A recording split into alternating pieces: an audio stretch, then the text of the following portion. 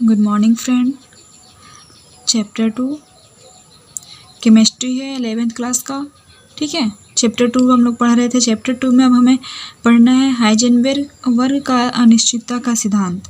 ठीक है, इसमें देखते हैं द्रव्य और विकिरण के दोहरे व्यवहार के फलस्वरूप एक जर्मन भौतिक वैज्ञानिक वर्नर हाइजेनबर्ग ने सन 1927 में अनिश्चितता का सिद्धांत दिया। किसने अनिश्चितता का सिद्धांत दिया?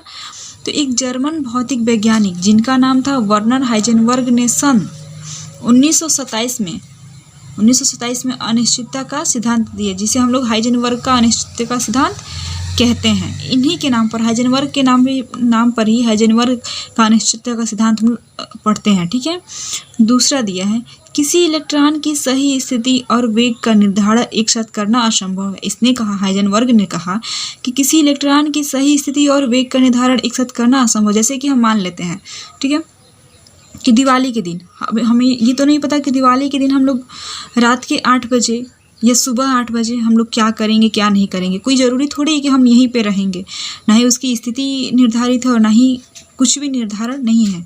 ठीक है, हम देखते हैं तीसरा, delta x into delta p x, इसको हम लोग ग्रेटर देन इक्वल टू बोलते हैं। क्या बोलते हैं? Greater than equal to. यहाँ हमने लिख दिया है, अगर जो लोग भूल जाएंगे तो इससे समझ लेंगे। ठीक है, तो delta x into delta p x greater than h/4 delta x, और डेल्टा पी एक्स को हम लोग क्या लिख सकते हैं? Delta x into delta m v x greater than equal to h/4।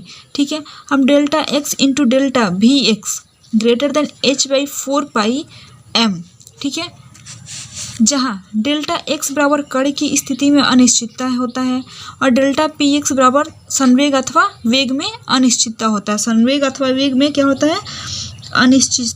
अनिश्चितता होता है। ठीक है, अब देखते हैं दूसरे शब्दों में इन्होंने कहा किसी इलेक्ट्रॉन की यथार्थ स्थिति और यथार्थ वेग, किसी इलेक्ट्रॉन की यथार्थ स्थिति और यथार्थ वेग का निर्धारण एक साथ करना असंभव है।